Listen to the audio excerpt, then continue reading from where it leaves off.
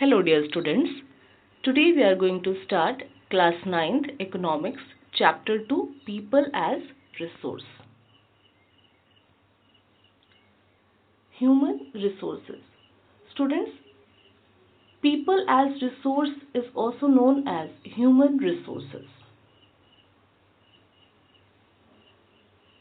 In this part we will cover introduction, how people can become asset, case studies, economic activities by men and women, classification of economic activities.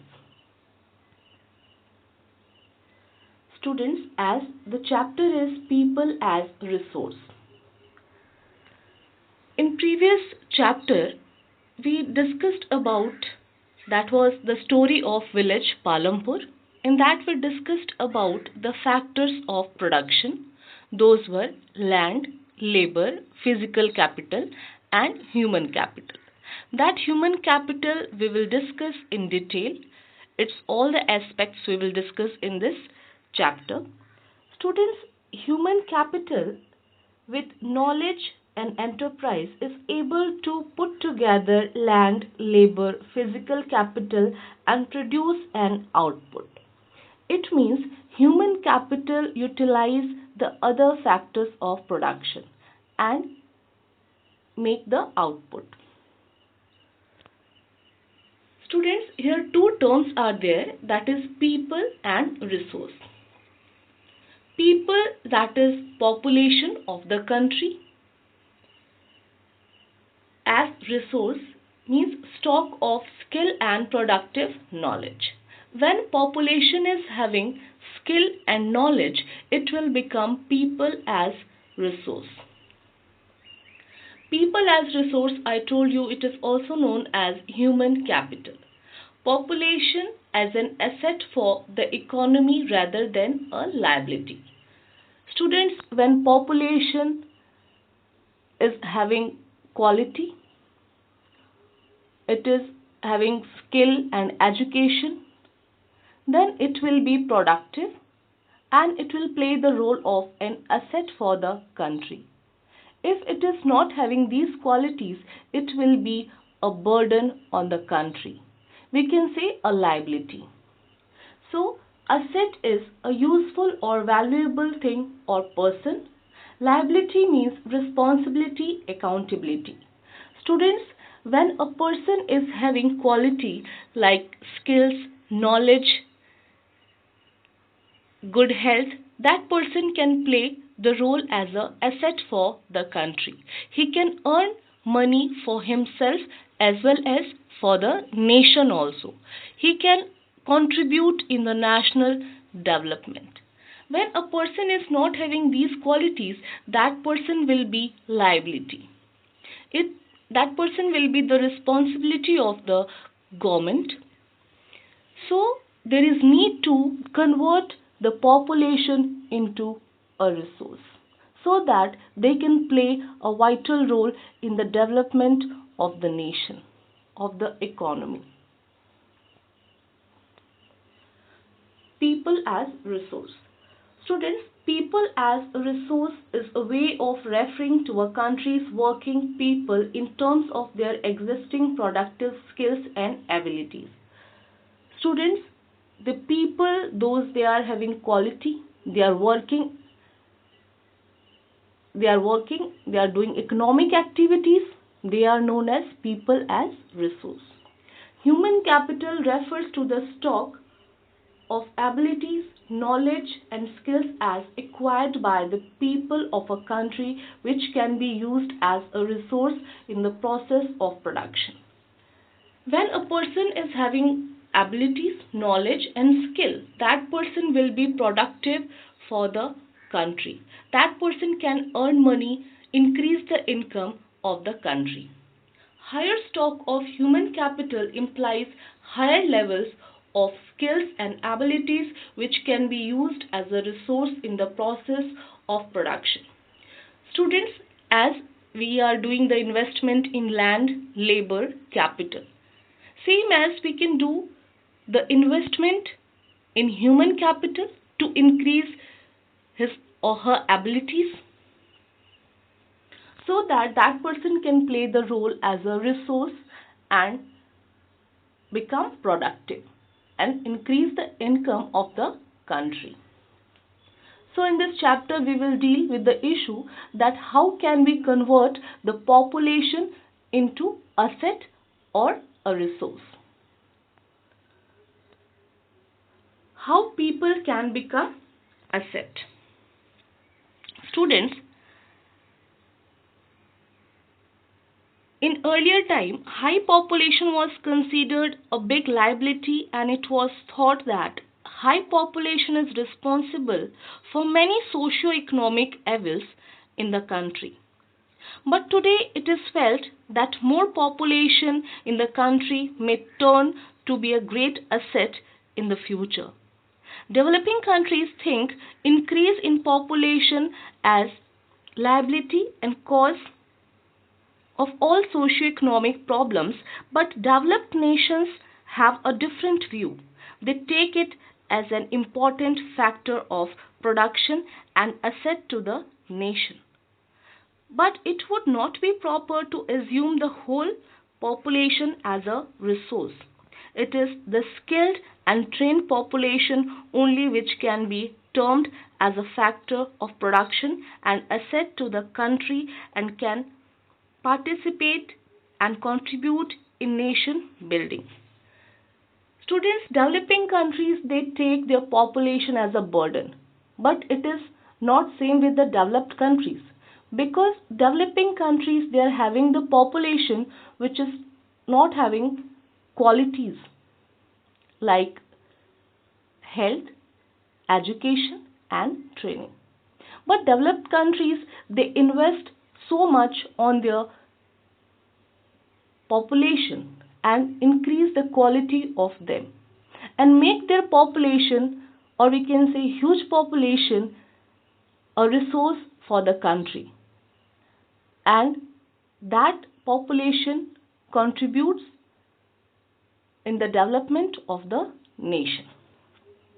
So high population doesn't matter, matters what, that is the quality of the population. If high population is having quality, definitely it will play the role as an asset for the country.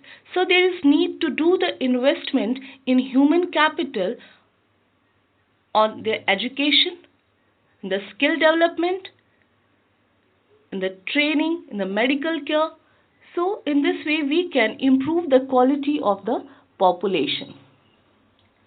The investment on people is the same as investment in land and capital. Educated parents invest heavily on the health and education of their children. They know the importance of education.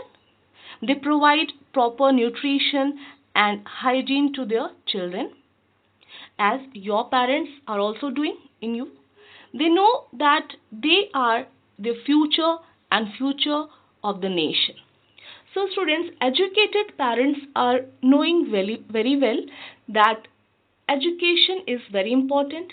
They do the investment in their children. They provide health care, education and other facilities to their children so that they can be productive in future and give high yield to the nation. Economy of a country depends upon the quality of life, health, education, training and efficiency of the people. As we discussed that the population which is having quality like health, education and training, they can play the role as an asset for the country. But in the absence of these qualities, the population will not be able to play the role as an asset or resource for the country. Students, disadvantaged parents keep their children in a disadvantaged state. Country like Japan is developed and rich because of their investment in the field of education and health. Human capital is the best among all resources.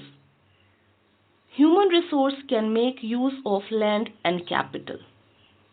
Land and capital cannot become useful on its own. In this respect, human resource is superior to other resources of production. Students, as human resource is considered as best resource because it can use the other resources. Suppose that coal is there, water is there, wind is there, and many more other things are present on our earth. But without knowledge, without human being, it cannot be utilized. So, human capital is able to utilize these resources and do the development. So, in the absence of human capital, we cannot utilize the other resources. Students, India's Green Revolution is a dramatic example of how the input of greater knowledge in the form of improved production technologies can rapidly increase the productivity of the scarce land resource in India's. As Green Revolution came in our country, in that we got new technologies, knowledge about the farming, and with the help of that knowledge and technology, we increased our food production. Same as India's IT revolution is a striking instance of how the importance of human capital has come to acquire a higher position than that of material plant and machineries. In recent years, we are using IT, information technology, for the development of the country. Different technologies are used in present day, that is increasing the development, enhancing the economic growth of the country. So, in this way, we can increase our GDP also. Students, a teacher, a doctor, an engineer, a tailor, a weaver, craftsman, etc. are an asset to the economy because the more educated and healthier people are benefited by higher incomes they receive, but in indirect ways, the society and the nation is also benefited. They create goods and services for the other people. Large population may not be a liability if it can be turned into productive asset by investment in human capital by way of spending on education, training and health for all. In order that all sections of the people are benefited by economic development, there should be reasonable social development that is reflected in the higher purchasing power of the masses. Their access to good housing, source of potable water, good sanitation, education, minimum health care, etc. The economic superstructure needs to be built on a firm social sector foundation in both rural and urban areas. This alone can lead to the welfare of all, and the people who are a liability can be turned into productive asset. Students, there is need to convert the population into resource by providing them different facilities like healthcare, education, training and other requirements to them. So in this way we can convert our population into asset.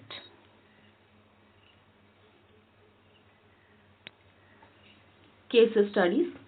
Students, two case studies we will discuss here to illustrate how people can become asset or liability. For this, first of all, we will see the story of Narayan. Students, it is the story of two friends, but first of all, we will see the story of Narayan. Narayan and Sudama were two friends in the same village, Nakyal, in district Nainital. Both belonged to farmers' family.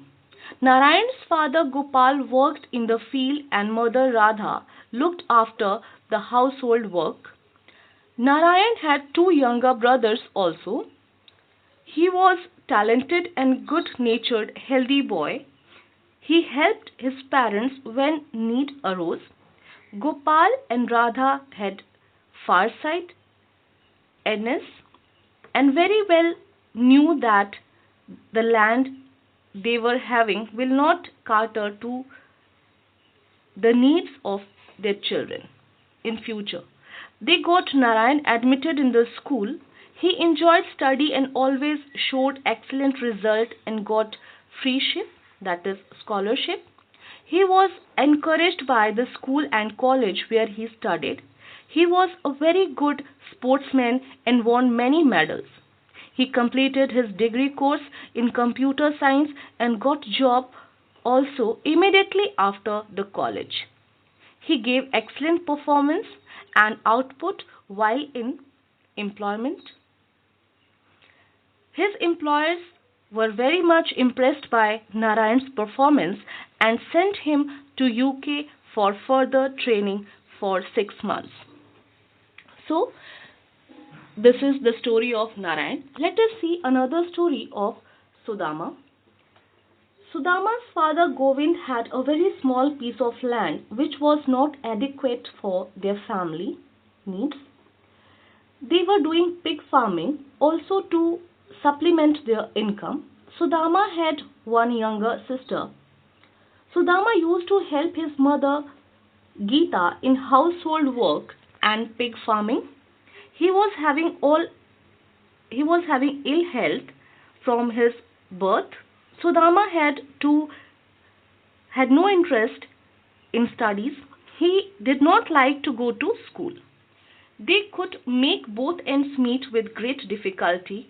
The family had meager income and were not in position to take care of health of the children. They had no general awareness and did not know the importance of education. Sudama is doing the same pig farming work and living a hand to mouth life. Do you notice any difference between the two friends? What is that? Students, in these two case studies, we find that Narayan took interest in studies and went to school, and Sudama did not go to school. Narayan enjoyed good health and took interest in sports also. Healthy body keeps healthy mind.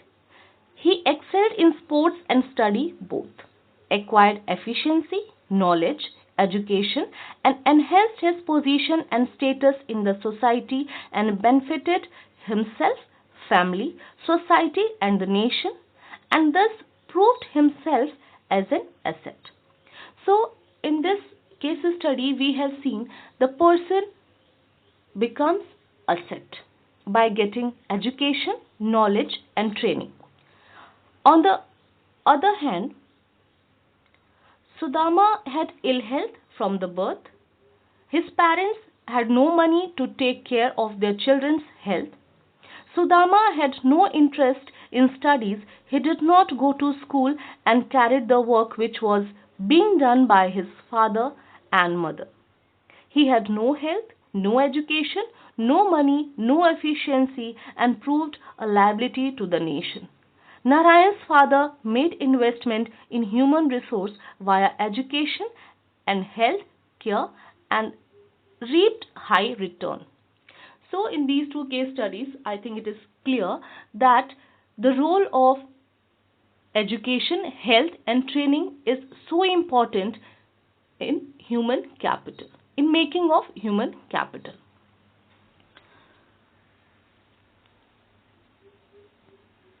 Economic activities by men and women. The activities performed by a person may be divided into two categories: economic or non-economic activities. Students, as in our surrounding, different people are working. Their works can be classified into two ways, that is economic activities and non-economic activities. Economic activities are those activities which are performed to get an income. The income thus received is used to buy things to satisfy. For example, a person goes to his office, a farmer works in his field, a clerk works in an office, a nurse attends to patients in hospital, a teacher teaches in his school. Therefore, they are performing economic activities. It means they are giving services and for that they are taking money or they are getting income. Let us see non-economic activities. Non-economic activities are performed by persons for pleasure or out of love and affection or out of pity. That is, any act which is not done for money is a non-economic activity. For example, a musician who sings for his pleasure only and for which he is not paid anything is not performing an economic activity. But when the same musician sings at a function and receives payment, he is performing an economic activity. The difference you can see here. When a person is singing for himself or herself for self-satisfaction, not taking money, that is non-economic activity. But on the other side, for the same work, he or she is getting money, that activity will be economic activity. A student who plays cricket for his own pleasure, a teacher who teaches his own son or daughter, a mother who nurses her child out of love and affection perform activities not for earning money. Such human activities are non-economic activities. Economic activities relate to money, either earning money or spending money. While non-economic activities are those which are not related to money. Once again, I am repeating, economic activities relate to money, that is either earning money or spending it. While non-economic activities are those which are not related to money. Whenever we are using money for purchasing something, or that is we are using money to sell, to earn, or any kind of activity which is related to earning money or spending money, it is economic activity. Is begging an economic activity? No, begging is not an economic activity. It is a non-economic activity. Here we will confuse that beggar is getting money, so it is economic activity, but it is not an economic activity. Because the beggar receives money, food, clothes, etc. without doing any work, it is one-sided payment, it is transfer payment. Such activities of begging do not add to the flow of goods and services in the economy. It is an unlawful activity and cannot be termed as economic activity. Illegal activities of antisocial elements such as bribe takers, thieves, smugglers also cannot be termed as economic activities. Students, goods have to be produced before they can be consumed. All those who help in making of goods and services are known as producers, while some produce goods, some other produce services. When such activities result in valuable and useful things, it is called production of goods. It may be a small safety pin or an aircraft. For example, activities of farmers producing rice, wheat, sugarcane, workers in a factory manufacturing cloth, etc. are considered as production of goods. Activities like medical treatment by a doctor, coaching by a teacher, services of a tailor, transportation, postal services, etc., are considered as production of services. When people use goods and services, it is called consumption. Production refers to the operation by which all types of goods and services are produced and are made available to the consumers. Each one of us is a consumer. Consumption or the using of goods and services is an economic activity and everyone undertakes it. Production and consumption are economic activities of human beings. There is, however, a third type of economic activity known as exchange or trade. Exchange implies buying and selling of goods and services. Today, producers produce goods so as to sell them.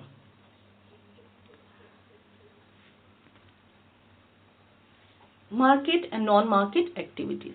Students, economic activities are also known as market activities. Non-economic activities are also known as non-market activities. Let us see. Market activities involve the remuneration paid to anyone who performs an activity for earning profit or pay. If a person is getting money for the work, that is a market activity. Non-market activities.